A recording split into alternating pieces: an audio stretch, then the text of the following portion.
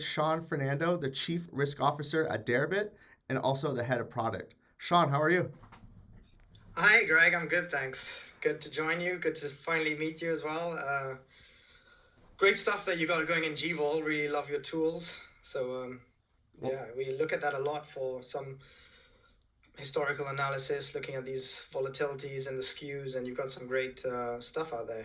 uh, thanks so much, Shaun. I appreciate that. Well, I was wondering maybe we could just jump into a little bit about sort of your roles and responsibility as the Chief Risk Officer at Deribit. Like, what does that look like on a day-to-day basis? And then maybe we could jump back through your career and see like how you got to where you are today, and then we'll jump to other stuff in Deribit. How does that sound? Yeah, sure. So, looking at risk, like being especially responsible for all sorts of risk on the platform, is quite a broad kind of remit. Let's say and there are some risks that I've had to focus on more than others.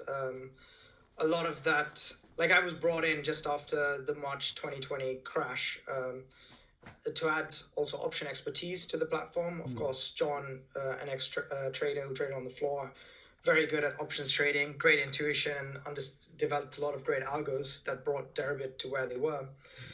And yeah, so I look at a lot of things, especially on the operational risk. There's a lot of things that can go wrong with liquidations. There's that can go wrong with our mark prices. I mean, that's also tied to liquidations, but there's a lot of algorithms that we can develop. But any algo that we put on, if there's some sort of bug there, then that poses a great risk to the platform.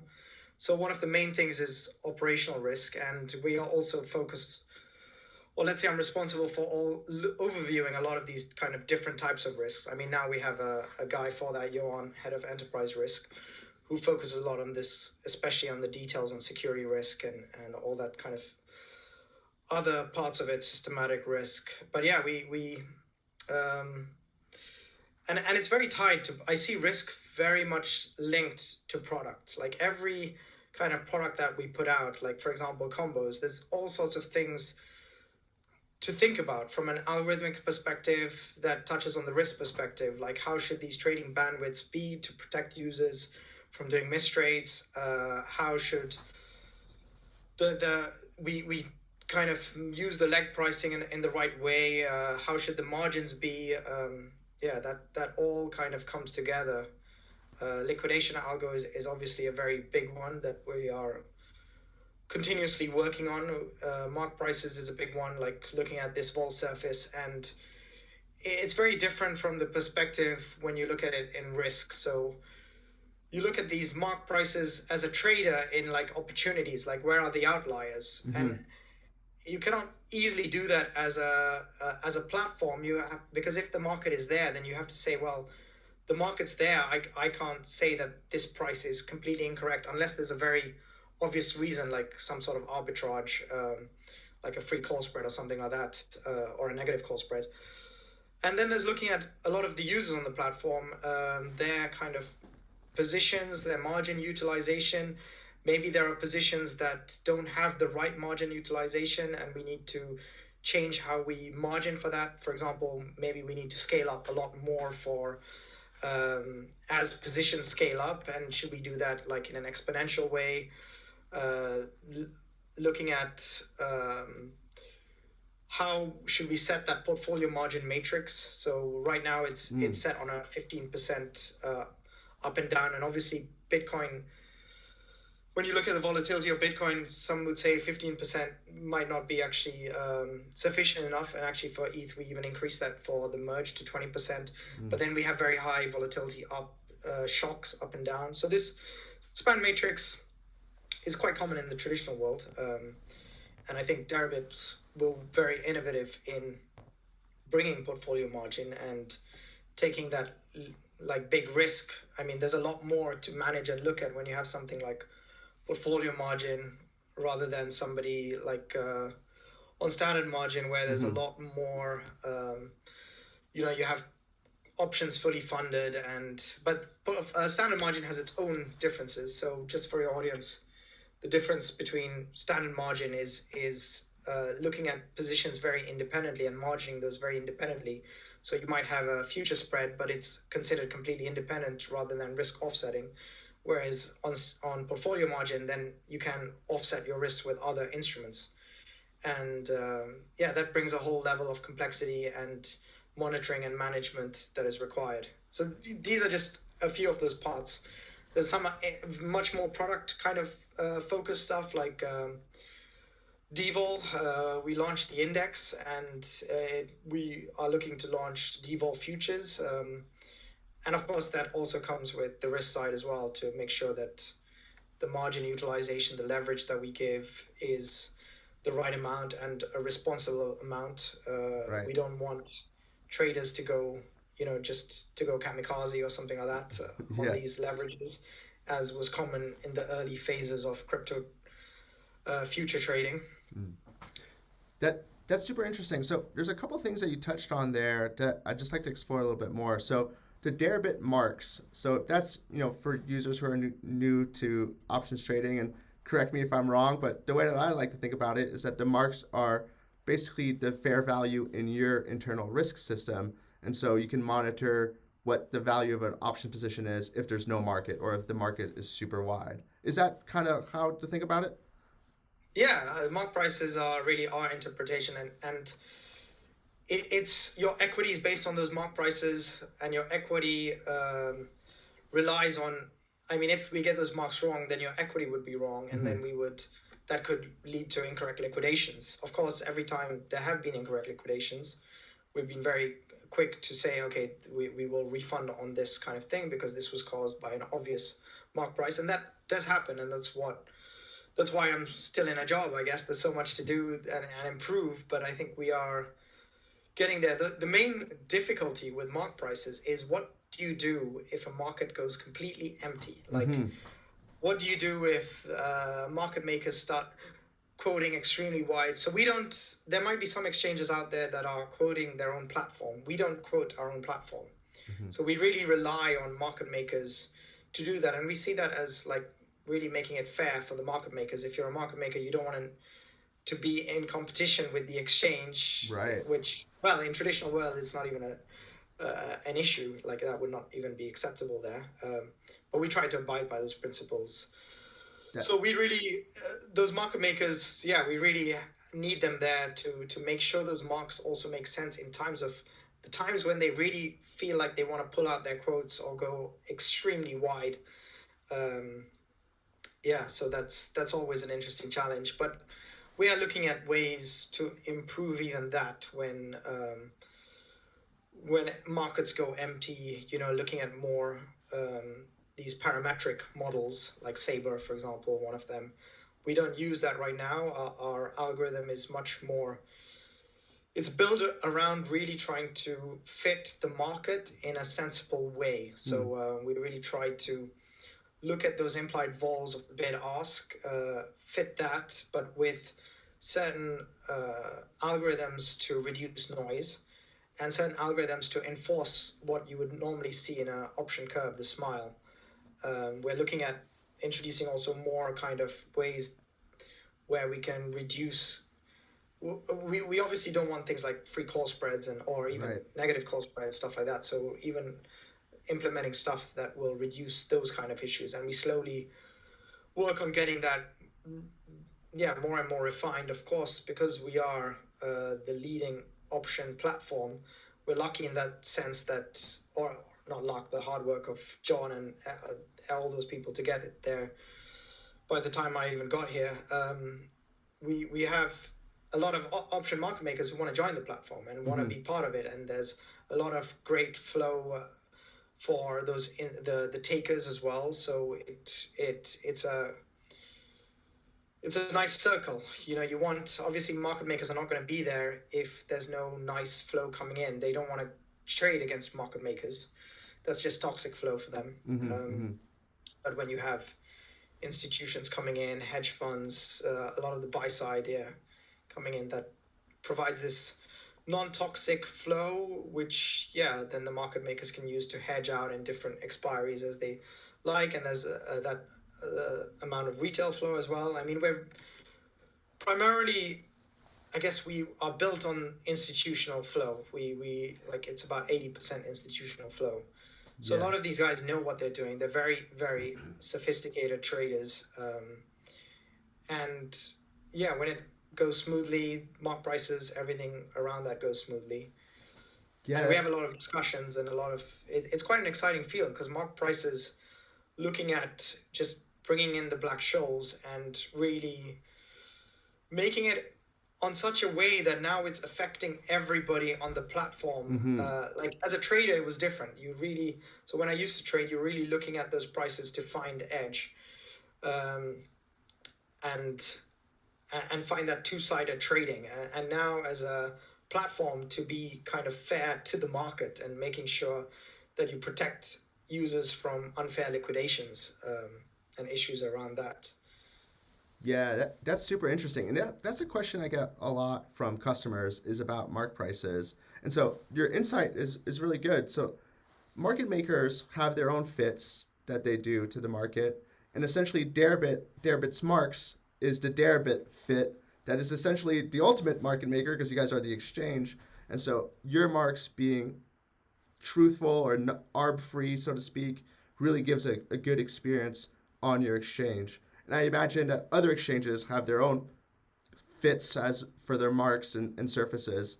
Now, is that something that existed already when you came to Deribit, or is it something that you helped build out, or that sort of the fits of the marks? Is that something that Oh, basically I your mean, it expertise? existed before I came. Otherwise, Derivs wouldn't have existed at that Mm-hmm. point. And they were the leading option market maker, a leading option platform with that a lot of market makers trusted then as well.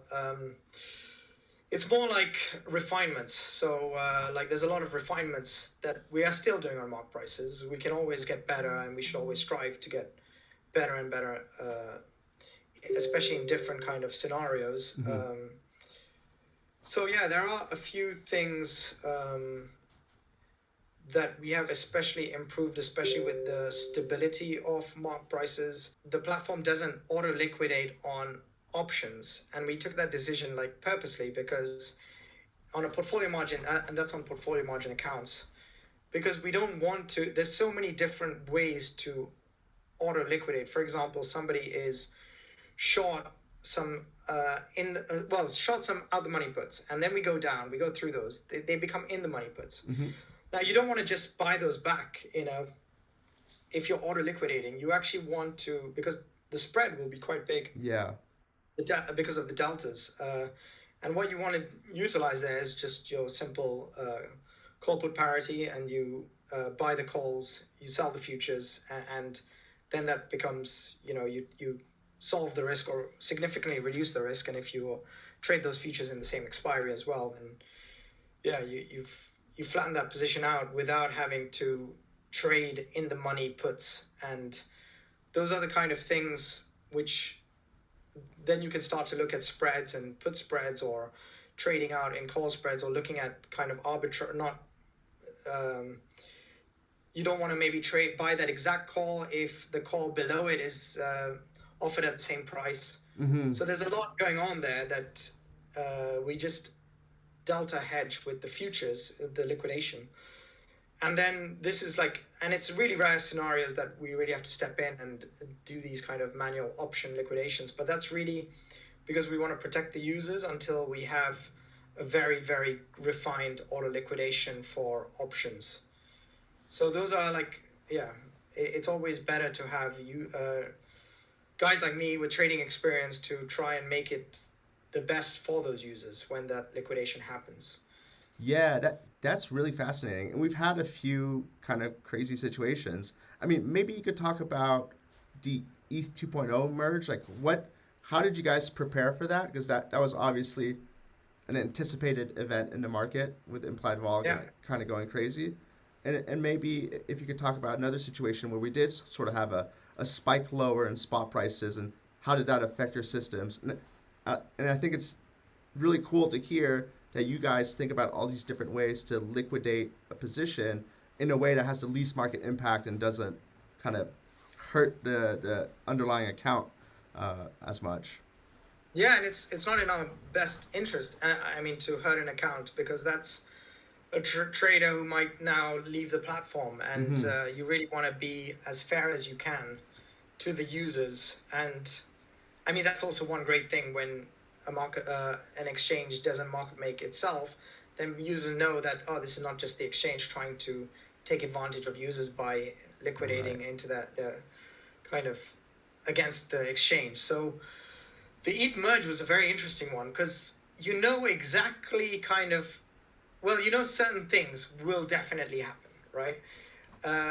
There's some obviously uncertainty, like is there going to be a sell-off, or is it going to really rally higher after this ETH merge? There's a lot of people on both sides, but you know with volatilities what's going to happen. So you know, okay, these volatilities will pretty much get bid up, or even you might even look at these and at the money call price, and it's not reducing by as much as we get into expiry. We get into that ETH merge point. Mm-hmm. You know this moment that it's going to happen, and you know that vol will just get completely sold off. Mm-hmm. So to prepare for this, there's a few things. I mean, apart from excluding all the wallet, there's a lot of preparation on the wallet for the new token. But there are obviously some big risks, like if ETH proof of work was going to have a large value, then you know there's going to be this huge drop in the ETH that we have on the platform. So this price drop could trigger these liquidations, and so we well, one of the things is really increasing these portfolio margin parameters. Mm-hmm. So we increased the risk matrix from this 15% to 20%. We also reduced the leverage on standard margin users for having for the ETH futures. Mm. So that is on 50x, but we reduced that to 25x for this moment, and also the increment of the bigger the position, the more margin kind of thing. It doesn't scale up linearly. So those are kind of some of the stuff we did as preparation. But also there's a lot of scenario analysis, like what will happen in certain scenarios. But we know that these 1 day expiry, I mean, it was going over 500% volatility, like implied volatility. And so you see these kind of numbers, and obviously we have some sort of protections in the system in volatility caps. So we're really careful with those volatility caps, releasing those volatility caps, because we also want to protect users from some erroneous potential trading.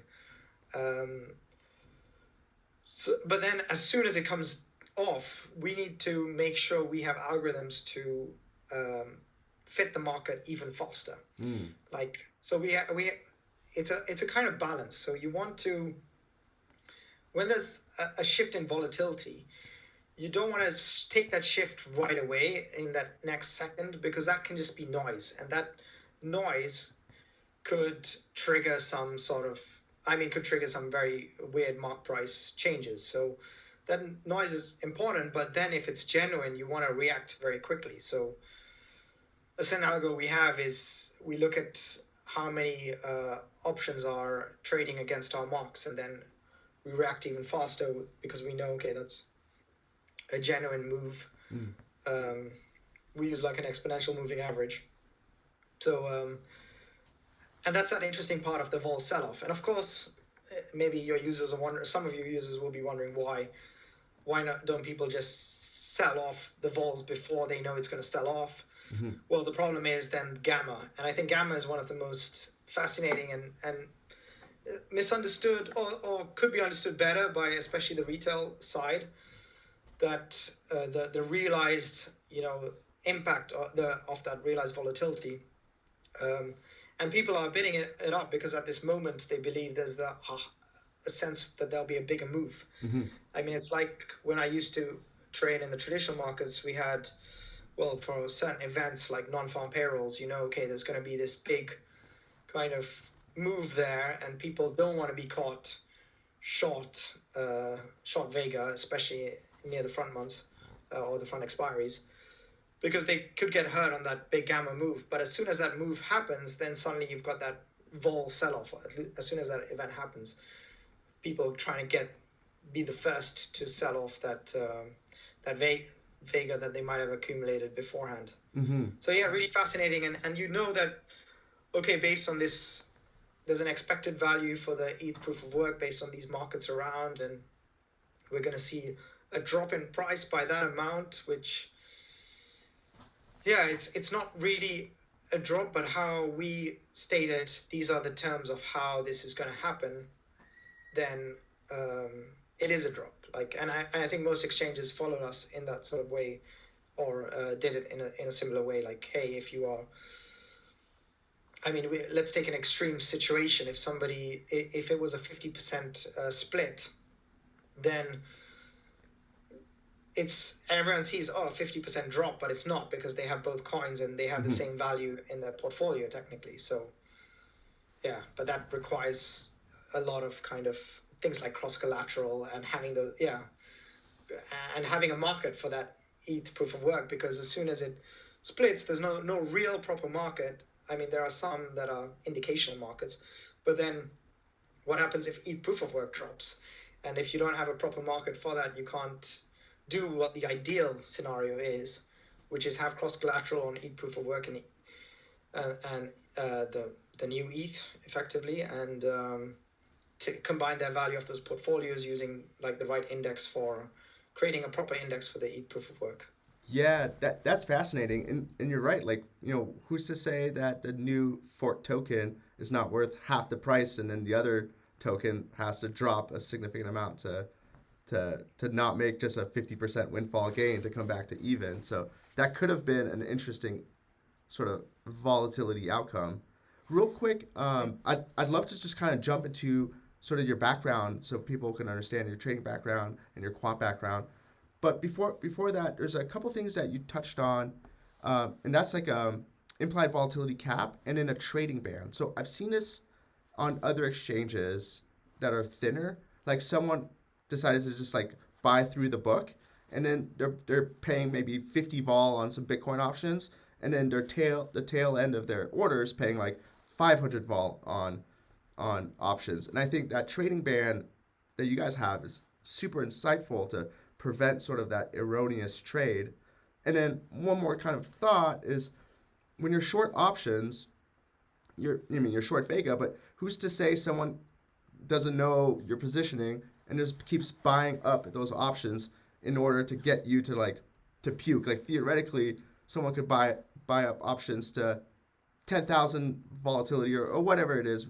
That's just a random number. But so you guys have a cap there to prevent something like that as well. Is that my understanding? Yeah. So and actually we've seen it the other way once, where a user was trying to sell options, and it's a very fine line between what you think is genuine interest or trying to force the market, manipulation. And we have a lot of things against manipulation. The best thing against manipulation is having a lot of participants, like having a wide variety of institutions, market makers, not relying on one market maker itself, but on a whole variety to absorb those prices, and they know what is a fair price. But then the other kind of things that come are caps. So once we had it that somebody was really trying to sell this vol, and it was just one user. I mean, if there were multiple different firms, users really selling vol and a real reason for it, it would make sense. So these vol caps help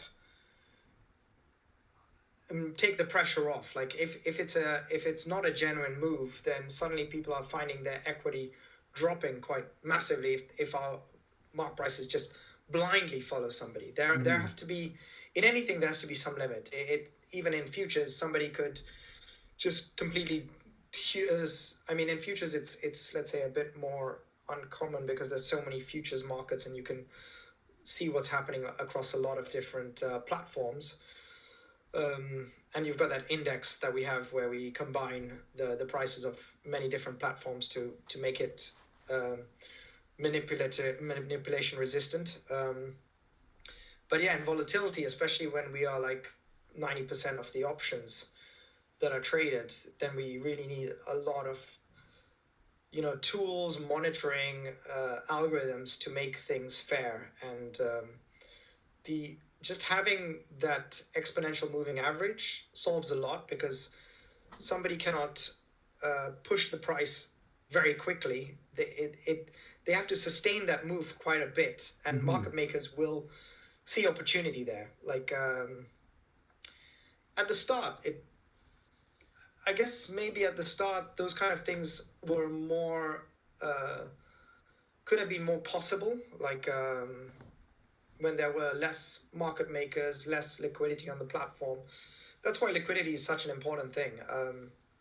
It also makes it, those users who are trading know that you're going to get less of these incidences where somebody's just trying to bully the market. I mean, then you have something like genuine whales who come in, and and the difference is those genuine whales won't do this in the order book, because very, very rarely. Like a genuine whale will do it via our block trading facility. So actually we were one of the first to introduce kind of block trading, and with our partner Paradigm, they also took it to a great level with their whole UI that they built around this API we created for them,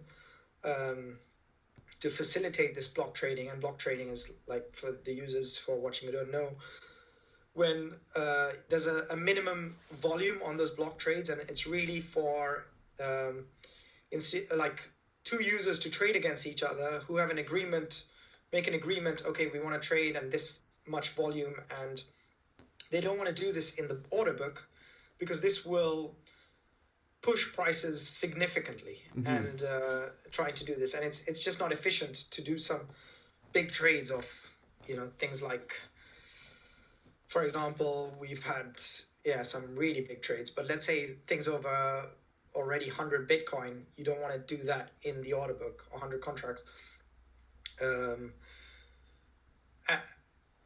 And somebody who tries to do that in the screen, that's always a bit more suspicious. Yeah. Like, so we have monitoring on a lot of different aspects of these kind of price manipulation behavior.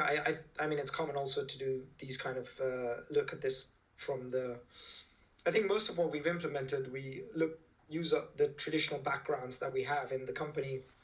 We try to emulate the integrity of the traditional markets, because they've seen it all. They've been through all these different crises, but still they have those. I mean, it was not relatively that long ago when there was that big flash crash, and those kind of things we have all learned from. Like, we don't want to make those kind of mistakes in the crypto world, like index circuit breakers, moving averages, bandwidths, to prevent behavior like this. Yeah, that makes a lot of sense. And yeah, we saw that flash crash in 2010, and now we're seeing kind of crazy crashes in the gilts market. So I think things can go haywire even in traditional finance. So maybe we could just talk about sort of your background briefly. How, before you got into crypto and started working with Deribit, like, what did you do and how did you get here? Yeah, so I worked at a firm called IMC. They are like a high frequency trading firm. Well, they were founded in Amsterdam, and they're quite a global firm, quite a big player in the traditional markets. And I started with well, it was an interesting one. I started with trading on the DAX, like not more like an assistant trader, like and seeing these big kind of I would call them like traders who really trade through the broker market. Like, they trade, there's a lot of flow going through with those brokers. So a lot of telephones, and there's a lot of hidden price action that happens off screen. That was interesting. And then I was trading just by I had my own book with Unilever and Ahold, so two single stocks, and then went to SAP Siemens, then moved to the MIB, the Italian index, and trading options on those. All of these were trading options, by the way. And then moved to AEX, and slowly there was like many different indices that were different index options like the MIB, the OMX, AX, CAC, FTSE, and traded. So what was interesting about that time, so I joined in just after the crisis of 2008. The whole, yeah, that was a fun year. Well, an interesting year for some people, not so fun. Well, for a lot of people, unfortunately. But for market makers, usually this was their kind of where they would be, they had their biggest strengths because they were buy, sell, they didn't have an opinion in general, but at that time, there were certain positions that were taken by the firm before I joined, so they really focused on automated trading. And so I got to see, manually fitting volatilities up and down, really, really it was a lot of click trading and stuff like that. And I went to heavily automated, like how fitting kind of option markets, illiquid markets. It was a lot of, there was a lot on valuation that was thought of. And it was interesting to see that, but I really learned, I think, the most from just manually fitting, because then you really feel that market. You really, although the problem with manually fitting is you're always maybe a bit too late. Like there are advantages you could try, but if you're just trying to fit a market, then automation, especially if you're trading multiple products, automation is one way to go. And yeah, I learned a lot in that firm. And that was my background in options trading. So I spent about 5-6 years in IMC. That's fascinating. So you pretty much helped create the automated system, and so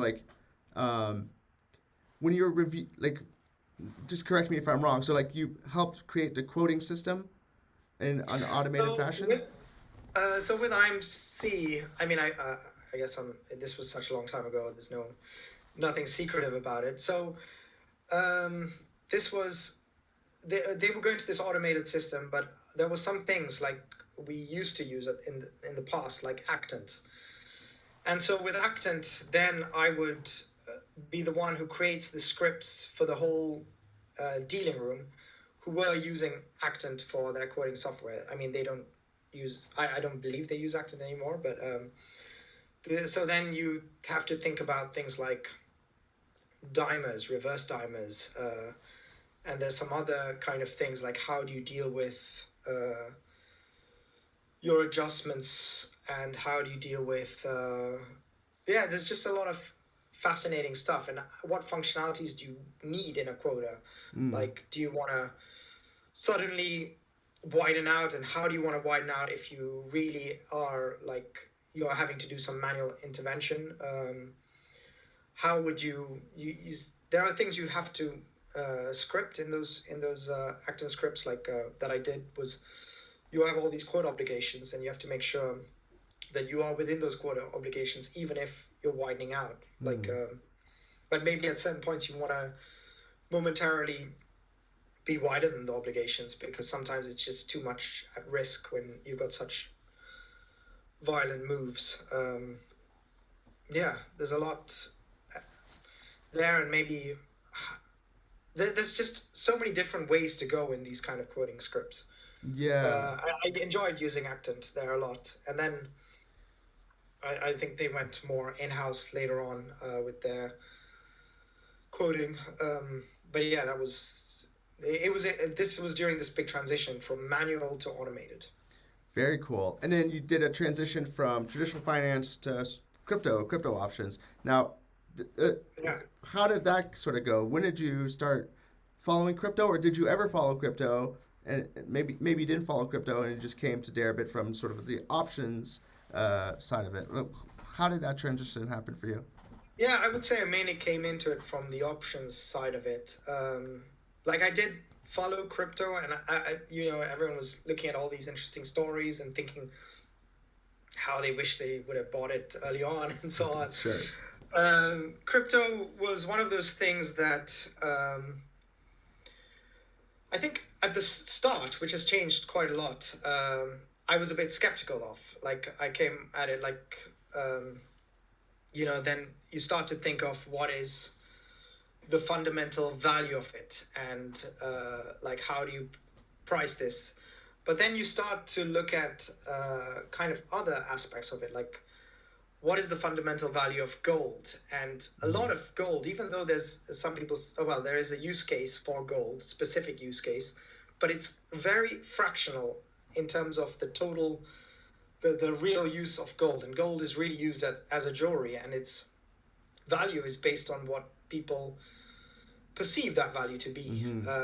It's based on that demand supply.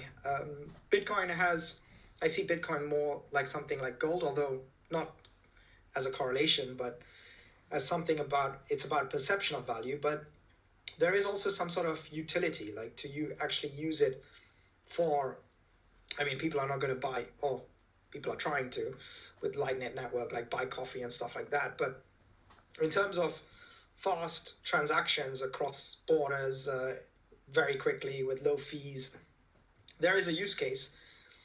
And then the second part of it is its value is really, there's a saying, I think something value is proportional to the network squared. And one reason why Facebook had such a value is the amount of users on there. Anyone could create another Facebook, but it's not valuable because of the users.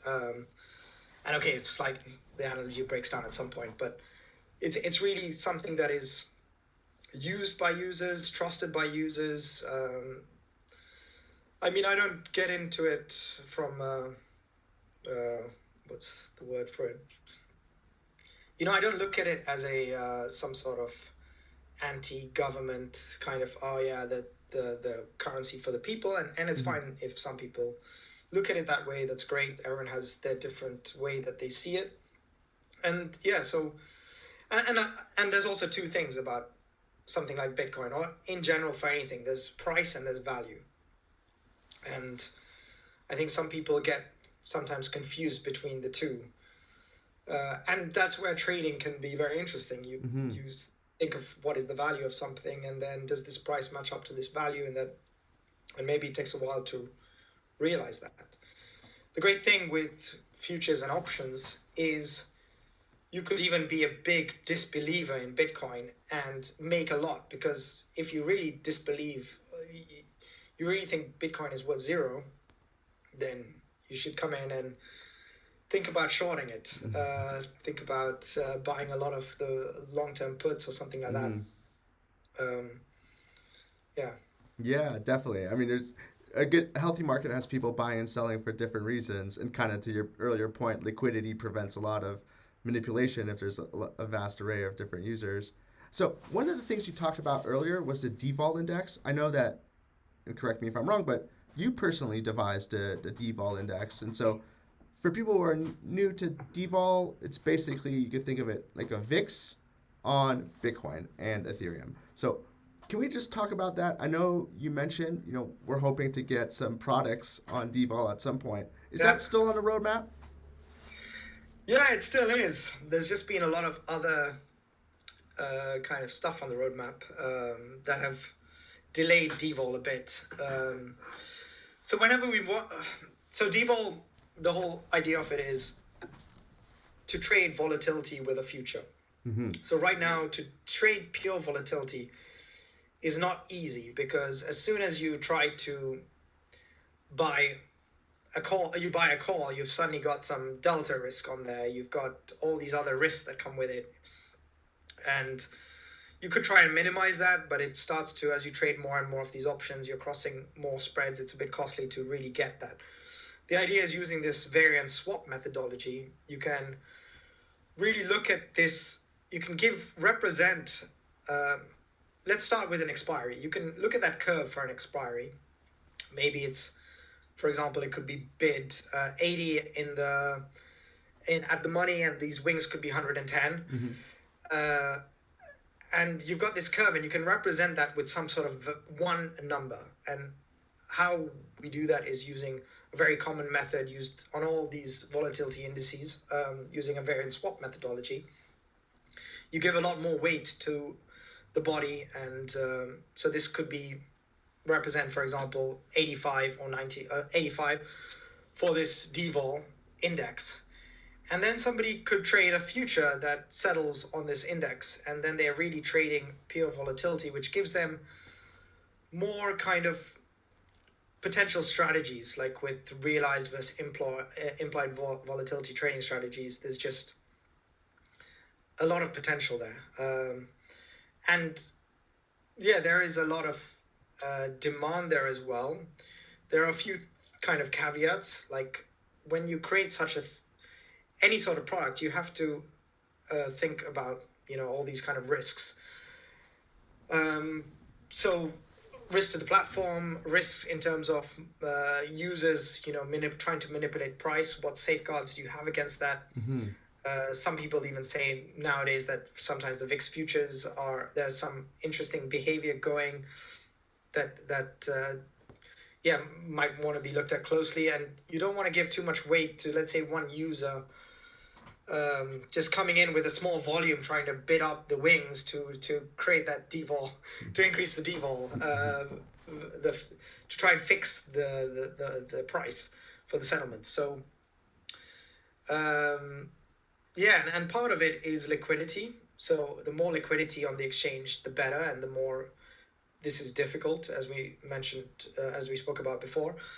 But also part of it is, how do you look at the depth of just like one option instrument? Like everyone starts with something like mid price, and then you can start to think about, you ignore a certain volume on the top, and maybe you look at multiple levels and average it, and some people might use something simple like reverse weighted or stuff like that. There's so many different ways, and that was one of the main kind of things to think about when creating this, and what happens if there is no market, and how do we have these fallbacks and the safeties for having something that is representative, and how do we settle it as well. That makes a lot of sense, and something you just touched on, and I just want to reiterate for users who are new to it. So if the devol index basically settles to the options, the 30-day options market, give or take, and then the wings are so cheap and the market is thin, I could spend a couple $100 to bid up, the call wing or the put wing or whatever, from 100 vol to 300 vol, and now the whole index will settle higher. So if I made a massive position in devol futures and then go to the underlying options market and kind of ticket the direction that I want, there's a opportunity for manipulation there if the markets are too thin. So that's really interesting.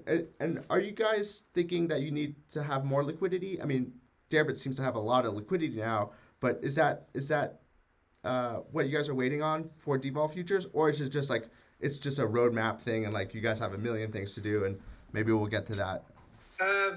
Liquidity was part of it, but now I think that issue is not a concern anymore, especially on Bitcoin and Ethereum. We would start with rolling it out on just Bitcoin and then move to Ethereum. We have Solana options, but we would not launch a Solana devol future. The market still hasn't completely matured there.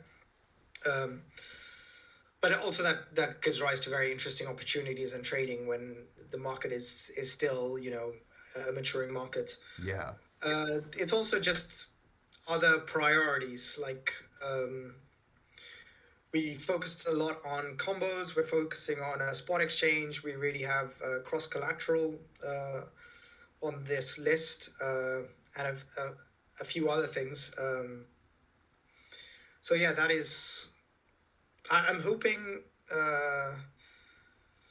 but don't hold me to it. By the end of Q1, we'll have something with devol futures. Oh, nice. Well, that's fantastic. Well, just to wrap up here, I know I've had you here for an hour and I could keep going, but we'll have you back on another time for a follow-up. But on a more sort of personal note, in your trading career, is there any trading books that stood out to you that you'd maybe recommend to newer traders? To trading bots? Trading books. Oh, trading books. Yeah. Well, of course, there's the Hull book, the Bible, as we call it.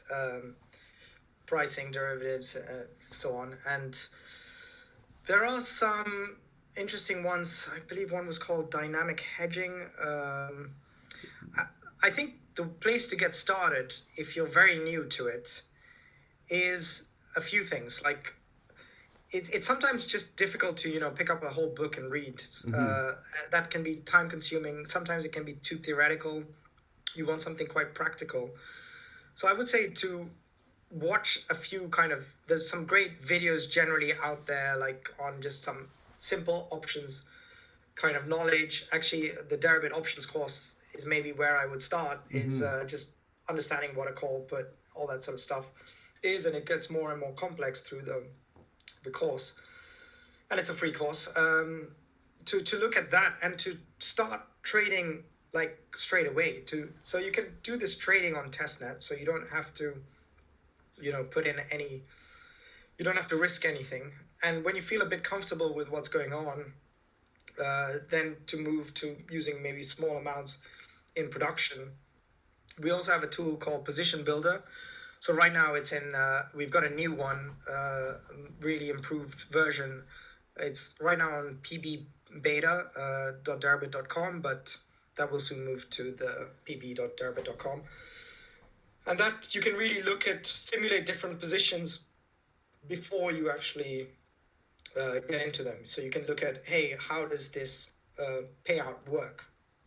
And okay, if the index goes there, then this is an estimate of the price that I would, how the time value will change, sliding that across time and seeing how the value of those options change.